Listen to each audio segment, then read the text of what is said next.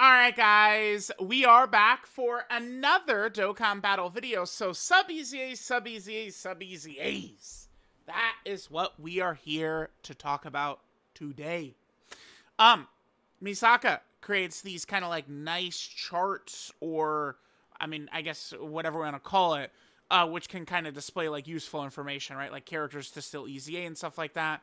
And I thought this is a very good one to look at here, which again is just showing us characters that still need to sub-EZA. Now, we know how Dokkan gets down with sub-EZAs. They're not like super common. Like it's like, for main EZAs are, right? They're a big part of celebrations. They give like stone rewards, resources. I consider them to a lot of times be a major part of content for a celebration. Again, not grinding the EZA, which, is not difficult. Like, no EZA is difficult getting the character EZA'd anymore. But it's after getting the character EZA'd, at most players that enjoy the game are going to want to use the new EZA character, right? So, there's just no way you couldn't consider, LR Super Saiyan 4 Gogeta and the LR Gods EZAs to be, massive content for the game, right? With how excited people were to then use those characters. So it's major EZAs, when we could see that they've passed some character up by a huge degree, it's okay, we might see them pop up soon. A good example of this is actually this Frieza right here. This, as at the moment, is the oldest premium character in the game. Premium being a Dokkanfests exclusive, or like a Yellow Queen LR, Carnival LR, something like that. This is the oldest one that has not gotten an EZA at the moment. This guy came out in October of 2020 on JP. Again, remember, trademark Nano, but JP's the canon timeline that we kind of are looking at. So this guy's the oldest by far. And by the way, he could EZA during this celebration still. I know people were surprised to see all these EZAs drop, and then we already had two main EZAs earlier in the celebration as well, but that's just what they've done the last 2 years for these April celebrations. Topo got the huge avalanche of EZA characters and, a bunch of sub-EZA characters as well. The same thing happened back-to-back years, right? I remember, I was playing Final Fantasy VII Rebirth, on the boat going to Costa del Sol, when Gotenks dropped and, all those EZAs and stuff like that. So, we got that, right? Now, but sub-EZAs, they will, as you guys can see, we have multiple 2016 characters who have not EZA'd yet. Now, that's crazy. And some of these, certainly could be a nice asset to celebrations. Now, I thought people were, not that I thought, but people were very upset during the Broly movie Worldwide Download Celebration that they did not do sub-EZAs for a couple of specific characters. The Krillin, the Trunks, and then this Gohan in particular. And I thought people were 100% on the mark or valid with it. Because a lot of characters, these sub-EZA type characters, keep in mind that they could, sub-EZAs is what is the miss rate? Like if you just consider a character in a vacuum, are they a hit or a miss? Sub-EZAs have got to be 80% miss rate or something like that, right? So it's I'm not as on board with everyone of, oh my god, we always need sub-EZAs. Please sub-EZA these characters so that they will suck and have no value, right? But these guys, this Krillin would have been really nice with that main EZA Dokkanfest Trunks and Goten. They should have EZA'd this guy with that Trunks and Goten to make them, that Trunks and Goten, they're still a solid character, but that could have made them even better back when they would have EZA'd. Right, so I do certainly, and especially, for a major celebration like worldwide, I don't see why they couldn't have just added a couple of extra EZAs. Maybe they have some plan for some of these characters down the line. This Gohan, I guess that's fine he didn't EZA, because he does have the exact same name as the Family Kamehameha LR. But, dude, look, who knows what his EZA will look like, but this is the type of character I'd love to use. Movie hero support. Same thing with the Krillin, by the way. Boom. Super class support. And, the thing about this guy, I don't want this guy to ease. Now I don't want him to EZA. I only want him to EZA if we have this specifically. Like, maybe down the line, I think a great Dokkanfest would be like Super Saiyan Kid Goten and Super Saiyan Kid Trunks that fuse into Gotenks, right? Because that Goten and Trunks as Super Saiyans fusing into Gotenks, like, is a cool, I thought a really cool moment in Dragon Ball Z. I remember a Toonami promo, like, was heavily like based, like, built around like Gotenks, that first Super Saiyan Gotenks like fusion. And it's, I don't know, it's just, it was sick. And like, it's that iconic art of Gotenks. Like, I feel like this will be a tag Trunks and Goten. This guy right here. I think we'll see that. Like, that's something that we'll see. And like, EZA Krillin at that moment. I think that would be great. So yeah, Krillin would have been a good one at that time. Then this Trunks, this Trunks always could be a good, EZA at any time. He's a nice hybrid Saiyan support type character. So like, these three were supports. So like, to me, these are Sub-EZAs that would at least have a decent chance of being good, right? Because they're built around being supports. We look at some of them. I actually, this Xeno Trunks, is an AoE character, so maybe he could be reasonable for, World Tournament.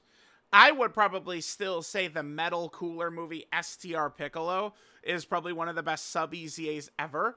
There's definitely no Sub-EZA I've ever used more than that Piccolo, right? Because they made him really good for World Tournament. Really good for World Tournament. I know a lot of people, let me pull him up. A lot of people have like been dying for this guy to EZA. This GT Super Saiyan 3 Goku. Oh yeah, he's going to be very far back here. No, he was second anniversary. He's even further back. Yeah, he's on page 6 of the Goku characters. The problem with this guy is that he's a nuking leader skill character. So it's like, again, people are dying for this guy to EZA, because the thing with this guy is, back in the day when he came out with Super Saiyan 4 Goku, SCR Super Saiyan 4 Goku, he had a support type passive plus his link set. Yeah, he had 5 out of 7 with this guy, including all their best shit, like Saiyan Roar and stuff like that. So he made STR Super Saiyan 4 Goku juiced unbelievably. It was a ridiculous combo at the time. And I think people want to, that's where like EZAs kind of become content, because people are like nostalgic for characters. But this guy, unfortunately, because he's a nuking leader character, they do have him banned in most of the difficult events. I think it's stupid. Because all they have to do is just ban the character from being in the leader spot. I cannot imagine that's very tough for them to do. Just don't let him go in the leader slot, right? Like, that's it. But yeah, dude, it's funny. Dokkan set up, like, it was before my time, but, I'm a historian. I've researched. Dokkan set up that nuking meta, kind of like after, like, Texel came out and stuff like that. Like, way, we're talking in 2015. And, it's pretty crazy how much they've kind of, like, pushed back on it since, right? Where it's, like, nowadays, like, all these difficult fights are like, yep, you're not nuking. No way. All right, let's look through a lot of this stuff. See, like, this Lord Slug would have been huge. Yeah, this was something Dokkan should have did. They should have EZA'd this guy and just probably turned him into a support. Like a 70% chance to dodge support type character for demonic power or something like that. And then we could have paired him with Dokkanfest Lord Slug. That is something they should have done, right? Because this guy's like a unique named character. He's the only giant form Lord Slug that's actually in the game. I remember, yeah, this guy, that he came out. That's so funny. He was a banner unit. We don't see this nowadays, but he was a banner unit on the LR Bardock banner. Physical LR Bardock. Lord Slug was featured. That was his debut. These characters are interesting. The Kaioken Goku and Frieza. Remember, these are technically major celebration characters. So, maybe they could be solid. I do think that these guys, as like a dual Dokkanfest, by the way, would work very effectively. Final Form Frieza and Kaioken Goku. I think that for Golden Week or Tanabata or Part 1 of Worldwide or something like that, I think it would be fun. New Year's. Final Form Frieza, Kaioken Goku. And then, if they do it for Worldwide, and then Part 2 could be, I think Resurrection F, I really like that idea. So there's those characters. Deborah would be nice to see him get his EZA. Just because, I mean, Deborah has almost nothing. I'm a little surprised. I thought for sure they would do Deborah in like, I thought maybe a Deborah Dokkanfest to pair with Daima. I mean, Goma is gonna drop, and I'm gonna again assume Dokkan is gonna want to set Goma up nicely. If they do want to do that, like, I mean, people would say, Dokkanfest Deborah, no way, but like, why not? Like, right? Like, yeah, they could do a Dokkanfest Deborah. I mean, we've got like lower level Dokkanfest all the time these days. I think this guy'd be fun. Well, I guess one of the biggest problems for him with being a Dokkanfest is his limited categories. He does have demonic power. Well, oh, actually, it's funny. I talked about him being a leader character, and this was before demonic power and Successor came out. Yeah, I was talking about this guy potentially being a Dokkanfest in like last October, right? And then since we've had these two categories. Okay.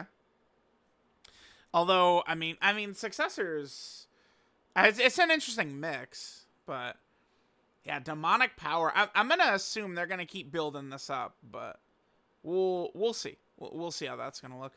Is there any other standouts on here? So this is only going to 2022. I don't know banner units. Yeah, I guess that it probably is true because these would be Sub-EZAs. Because I mean, if they're gonna EZA, they probably would EZA from, you know, like the original Dokkanfest medals or something like that, right? Like the new characters. These two, remember, they're EZAing just straight from the new PyCon EZA. And by the way, you only have to do the PyCon and Janemba EZA once, and you'll have the medals to EZA all 4 characters. So you literally just do, like, you get to stage 30, and you'll have enough medals to EZA all 4, which is really good, really good. By the way, does Janemba? Yeah, he does also have his own medals. Okay, interesting. All right, so there's that. So yeah, we're going up to 2022. Oh my god, dude, imagine a Yajirobe EZA? Like, who knows when some of these characters would actually EZA. But, like, this character was something else, man.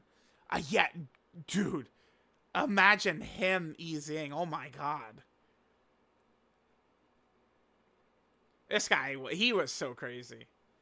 He has such a great kit.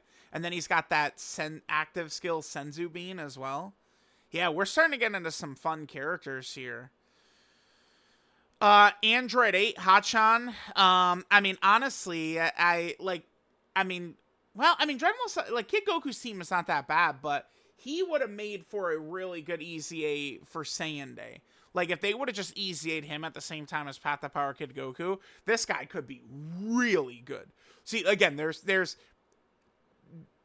like, the skeleton of his kit is already, like, any character can be fumbled, but this is one where it's like they would have to, like, go out of their way to fuck him, right? Like, it's like his kit is good, provided he's got a good Kid Goku. That's the main thing with him. That's the other reason why it would have been good for him to EZA now, is because, you know, we just got a new Dokkanfest Kid Goku and an EZA Kid Goku.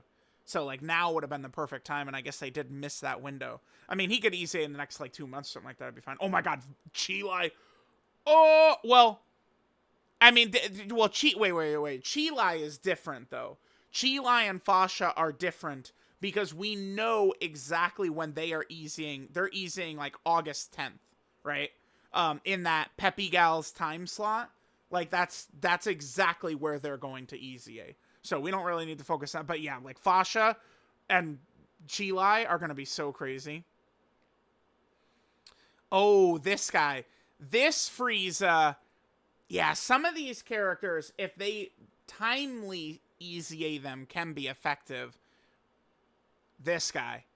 I mean, we don't get third form Friezas often. I suppose we could very easily get a Dokkanfest third form Frieza that transforms into final form Frieza.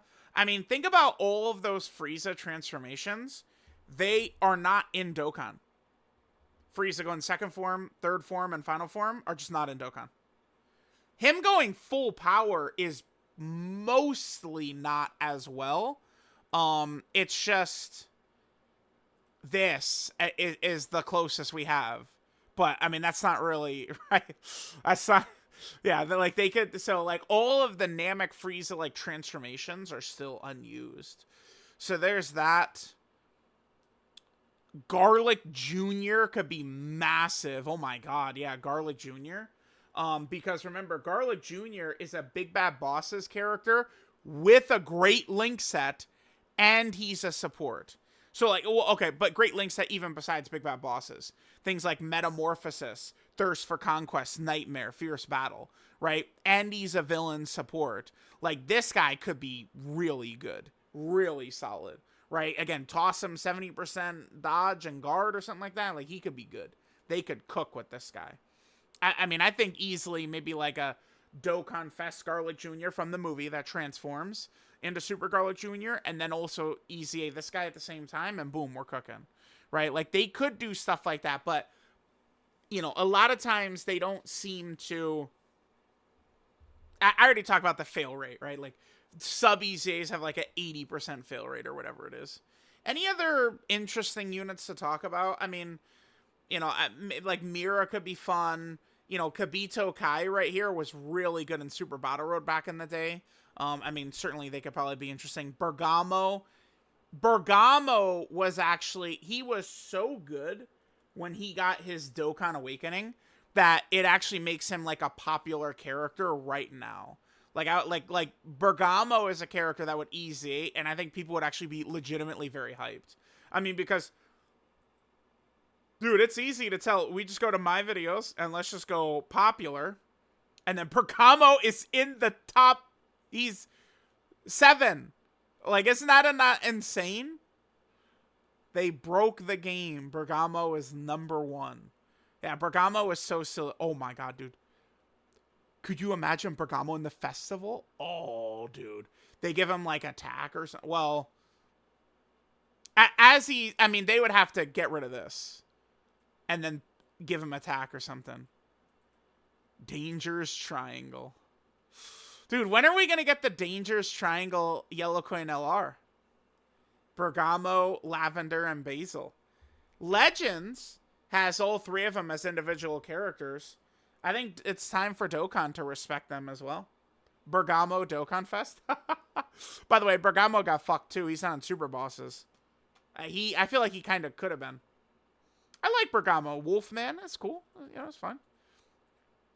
All right, is there anything else? Kind of wrap it up. This was mainly just a video. I saw this tweet by Misaka, and I said, oh, dude, we can make a video on that. Just mainly talking about various EZAs and stuff like that.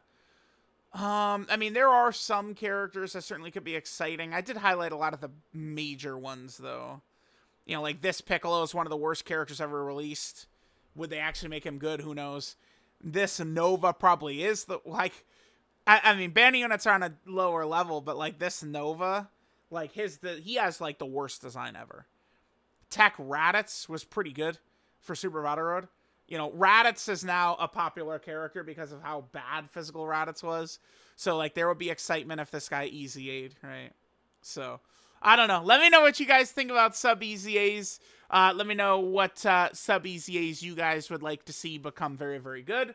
Thanks, guys, for watching, and I'll catch y'all next time.